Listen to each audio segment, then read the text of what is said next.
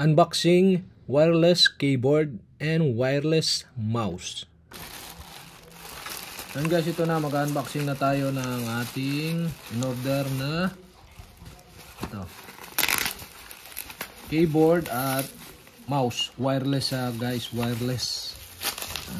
Wireless, ibig sabihin walang wire. So titestingan natin siya dun sa ating MacBook. So pwede naman kahit wala nang ganito. Guys, ito na yung ating in-order, wireless siya. Yan. Wireless keyboard yan. Tapos ito,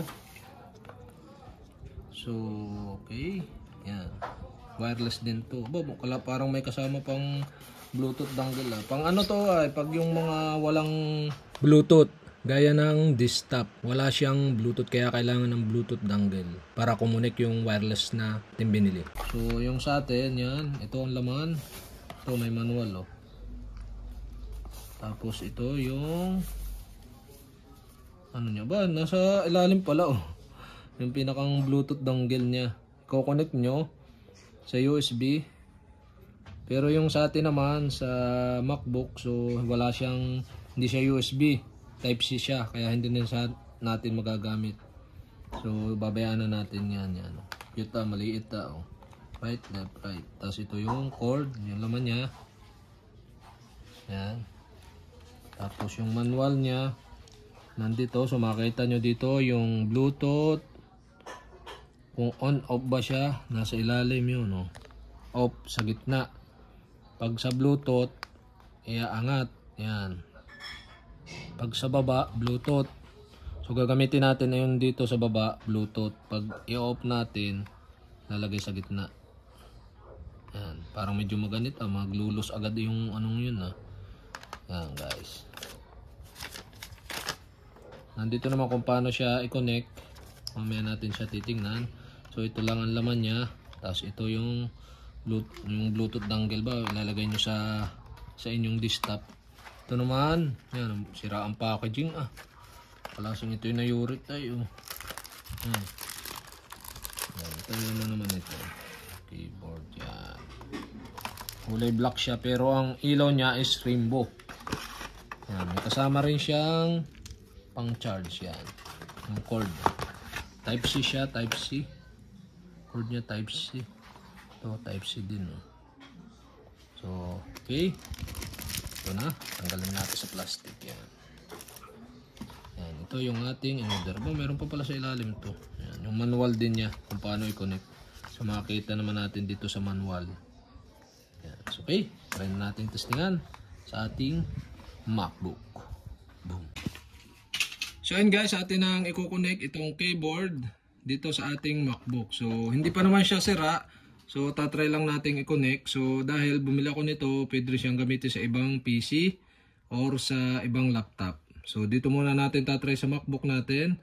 Then okay, ito ba, paano nga ba? So first natin gagawin dito sa ating MacBook. So punta lang kayo sa setting at i-turn on nyo yung Bluetooth. Yan, turn on nyo lang yung Bluetooth ng inyong MacBook yan. Dito, yan, wala siyang connect or walang connect. So, tinry natin yan kanina Para kumonect siya, buhayin nyo lang to. Doon dapat sa Bluetooth. Yun, doon sa Bluetooth. Hindi doon sa Bluetooth dongle. Yan. Pag umilaw na, naibaba nyo na yung gitna off. Yan, kailangan na ibaba na para naka-on yan. Naka-on na siya. So, yan, may makita na kayo dito na disconnected. Yan, auto-connect na pala siya. Na-connect na natin yan. Tapos yung keyboard yan, may nakalagay na connect din. So ibig sabihin naka-on pala siya. Yan, yung on lang ito. Yan. Tapos dito may connect siya. Pipindutin nyo lang. Tapos yan, may nakalagay na doon connect. So pipindutin nyo lang yung connect din. Yan, connect. Yan, okay na, connected na. Yung mouse natin. Yan, kita naman ninyo yung mouse Yan, nagalaw yung ating mouse Ba't nalaki? Yan. Try tapos ay ito. Yan, try tayo mag-search. Punta tayo sa Safari. Tapos sa Google. Yan. Ba, naka-off ata ang ano natin. Yan, dito sa Google. So, try natin mag-type. Yan, type natin Richard. Yun, oh, nagana, oh. Kabili. Yan. Then, enter.